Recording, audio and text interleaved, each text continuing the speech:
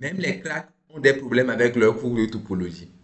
Alors, moi, depuis un certain temps, j'ai trouvé une façon d'aborder la topologie qui est de faire beaucoup de dessins et ça simplifie vraiment les choses. Dans cette vidéo, je vais te montrer cette façon-là sur un exercice. Dans cet exercice-là, il s'agit de montrer que un ensemble est un ouvert et qu'un autre est un fermé. Alors, reste jusqu'au bout. OK?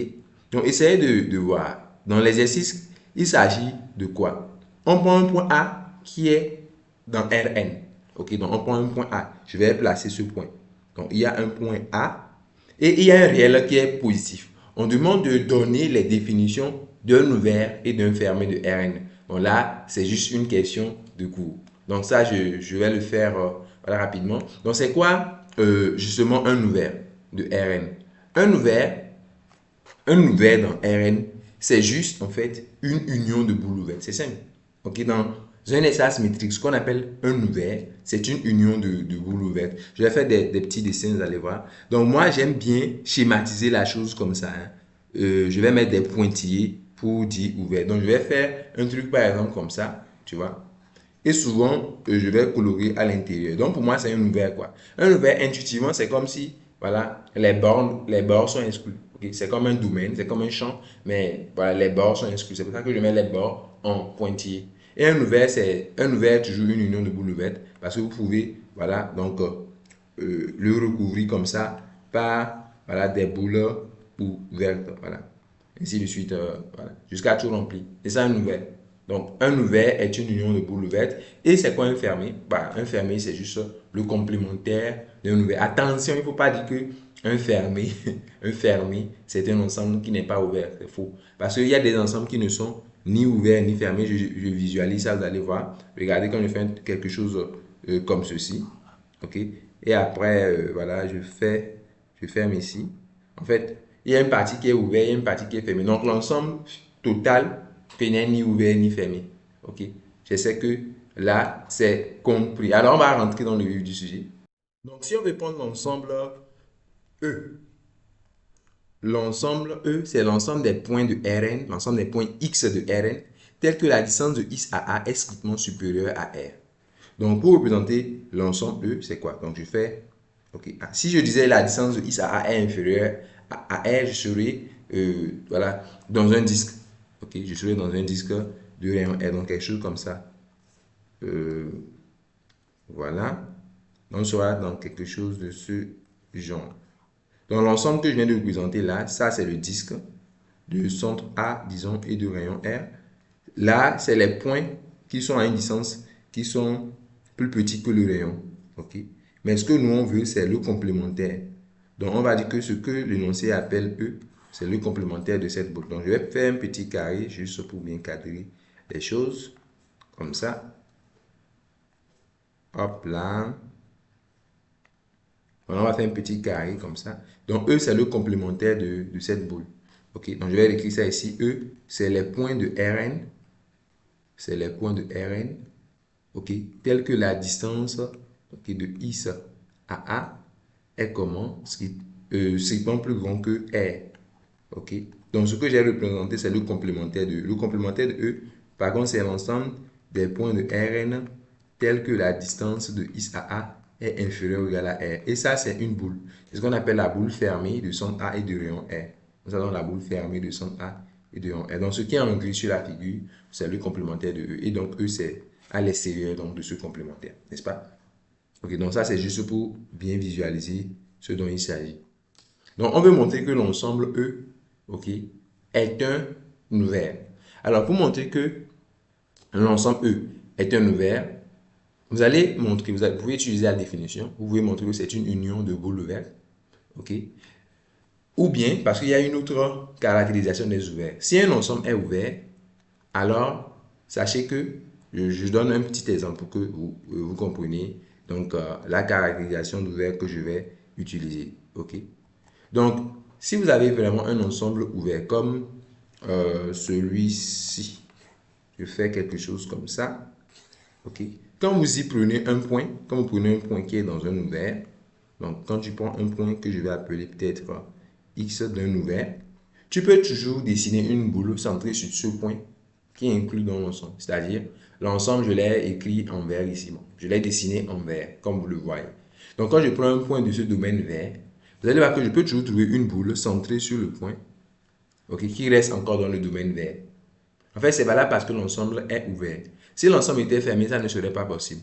Si l'ensemble était fermé, vous pourriez aller prendre le point au niveau du bord. Et dans ce cas, quand vous dessinez une boule, la boule va sortir de l'ensemble. Okay, n'importe, toutes les boules vont sortir, toutes les boules ouvertes vont sortir. Ouais. Ils ne vont pas être totalement inclus. Donc, une autre façon de caractériser donc, les ouverts, c'est dire quoi? C'est dire que un ensemble, donc E, c'est cette caractéristique que je vais utiliser, notamment dans cet exercice. Sachez que l'ensemble E est ouvert, ok, si et seulement si. Donc, l'ensemble E, il est ouvert si et seulement si pour chaque point que vous prenez dans E, pour chaque point que je vais appeler X, il existe une boule. Ok? Donc, de rayon delta, je vais dire, il existe un delta positif.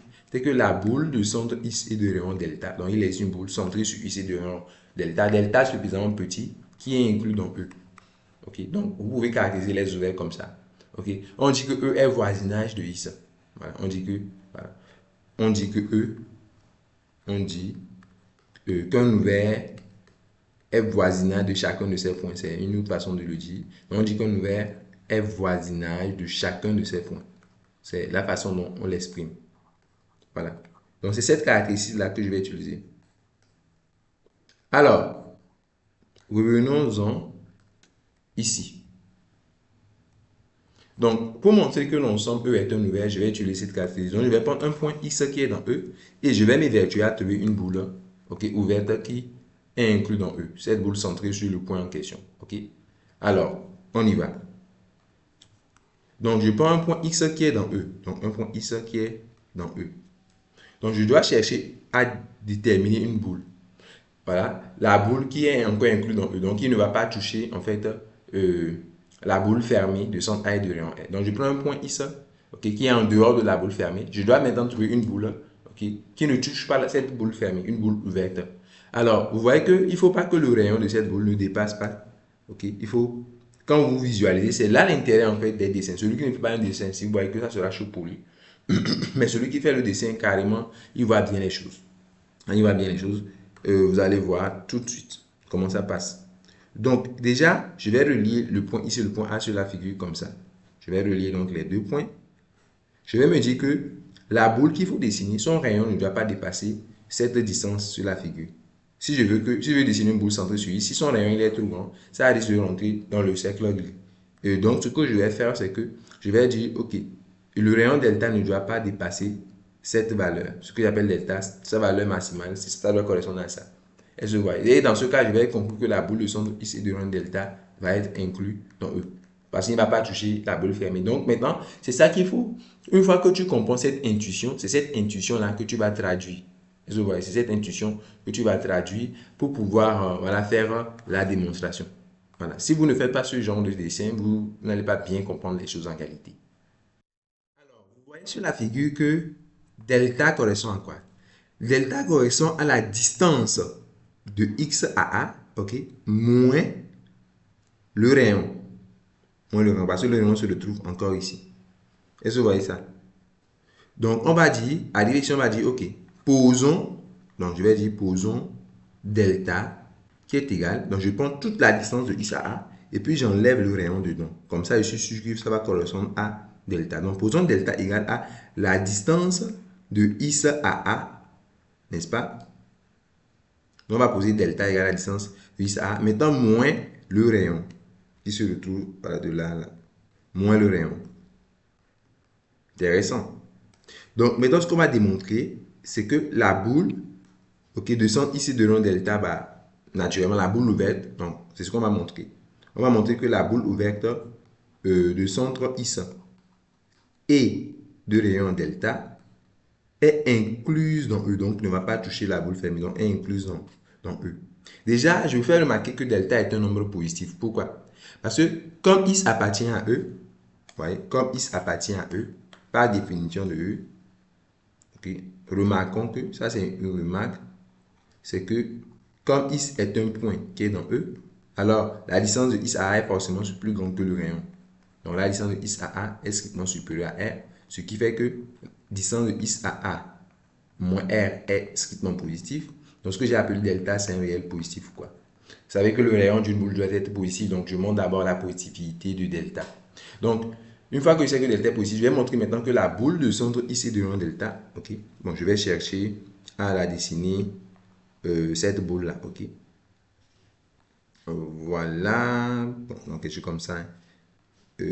Bon, je peux faire delta sur 2, hein, comme ça. Mais comme ça, déjà, c'est bon. Vous comprenez l'idée. Vous comprenez l'idée, c'est déjà ça. Donc, pour ce faire, il faut prendre un point Y. Il faut prendre un point Y qui est dans cette boule. Vous allez prendre un point Y, voilà, dans la boule de centre X et de rayon delta. Donc, soit Y, un point qui appartient à la boule de centre X et de rayon delta.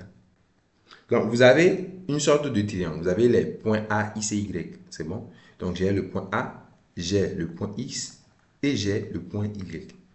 Intéressant. Maintenant, je vais vous montrer que, pour pouvoir montrer que la boule de centre ici de rayon delta est inclue dans E, je vais vous montrer que la distance de Y à A est strictement supérieure au rayon. Parce que si vous voulez montrer que Y appartient à E, il faut montrer qu'il n'est pas dans la boule fermée. Donc, sa distance à A est strictement supérieure au rayon. C'est ce que je vais démontrer. Donc, je vais calculer la distance de Y à A.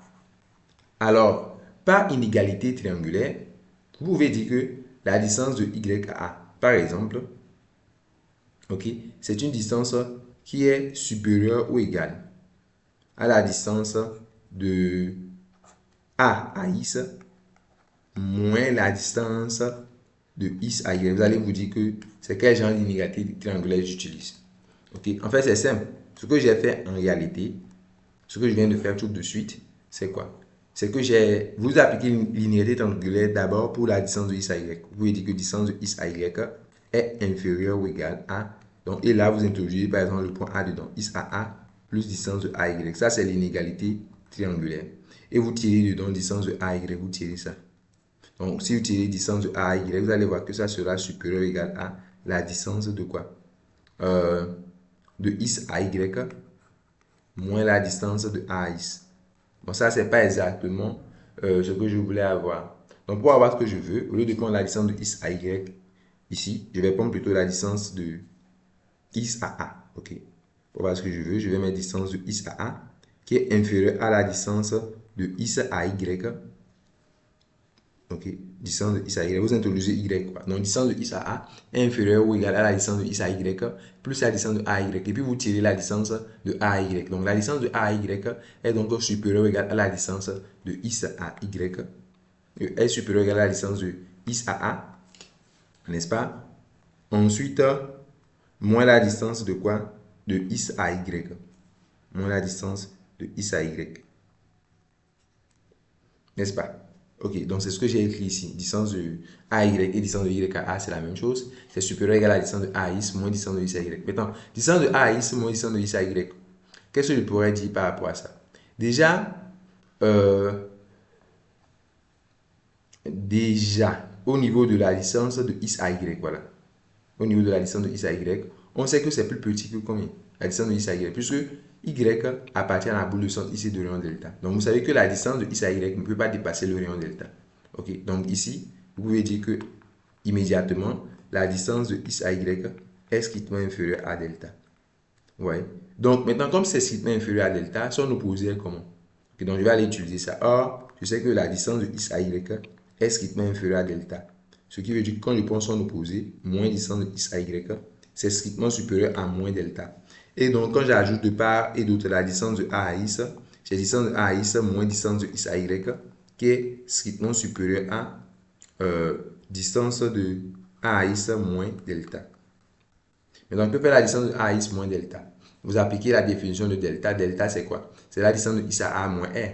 Donc, vous appliquez la définition de delta en remplaçant delta par la distance de A à X moins R. Vous voyez que après calcul, vous allez trouver que c'est supérieur à combien? Parce que les distances de A à X vont partir, vous allez voir que c'est supérieur à R.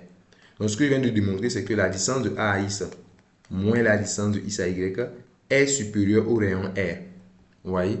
Et une fois que je fais cette démonstration, je peux donc affirmer que Okay, donc, je viens et je dis donc la distance de y à a, donc la distance de y à a est supérieure ou égale, okay, à r, puisque c'est comme la transitivité de l'inégalité. Donc, j'ai ça, et donc c'est strictement supérieur à r.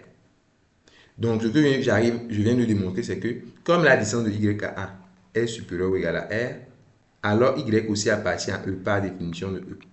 Ce que je viens de montrer, c'est que tous les points que vous prenez dans la boule de centre x et de rang delta, okay, ce que je viens de montrer l'inclusion, d'où, okay, ce que j'ai fait, c'est quoi? J'ai pris un point quelconque qui est dans E, j'ai montré qu'il existe un réel delta positif que j'ai construit, j'ai même donné l'expression de delta, et j'ai remarqué que voilà, avec ce rayon delta, la boule, puisque tout point qui est dans la boule de centre x et de rayon delta, donc finalement, la boule de centre x et de rayon delta est incluse dans E.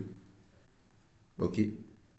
Ça, c'est la caractérisation d'un ouvert. Ça. Donc, ainsi, je peux conclure que E est un ouvert. Ainsi, E est un ensemble ouvert. Et le tour est joué. Vous voyez, donc c'est comme ça que vous faites la preuve. Maintenant, on va prendre la sphère de son A et de rayon R. On va montrer que c'est un fermé. Nous avons que pour montrer un ensemble fermé, on va calculer son complémentaire. OK? Donc, ici, si la distance de A à X n'est pas égale à R, il est comment? Donc, je vais dire que le complémentaire de la sphère de son A et de rayon R. OK? Donc, si la distance n'est pas égale à R, c'est que c'est différent de R. OK? C'est différent de R. Donc, c'est l'ensemble des X éléments de Rn tels que la distance de A à X est différent de R. Et quand je dis différent de R, c'est soit comment?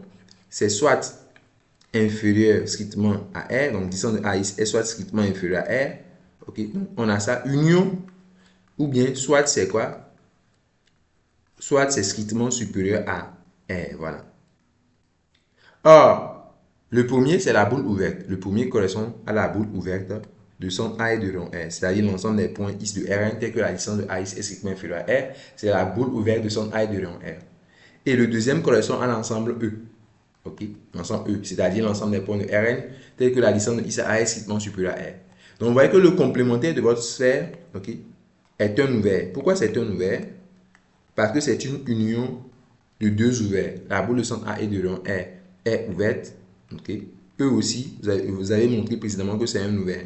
Donc, ceci, le complémentaire de S est un ouvert comme union de deux ouverts. Donc, quoi? On peut conclure que S est un fermé. Vous voyez, donc c'est tout ce que vous faites ici. Alors, si vous voulez avoir le fichier PDF de ce que nous avons fait, je vais mettre un lien Drive en commentaire de la vidéo. Vous cliquez sur le lien Drive et vous pourrez avoir accès au fichier PDF de tout ce qui vient d'être rédigé. Voilà, cet exercice est suggéré par un membre de la communauté Élevation. Et voilà, si vous voulez aussi nous proposer des exercices comme celui-ci et avoir des corrections détaillées, avoir accès non seulement voilà, à une vidéo sur mesure, mais également à la correction disponible dans un fichier PDF, vous avez la possibilité de poser des questions, de rebondir sur ça dans notre communauté Élevation. Donc, n'hésitez pas à m'écrire ou soit carrément, vous pouvez prendre nos accompagnements personnalisés pour qu'on vous suive étape par étape dans votre apprentissage. Les ovistes, la zone des sciences.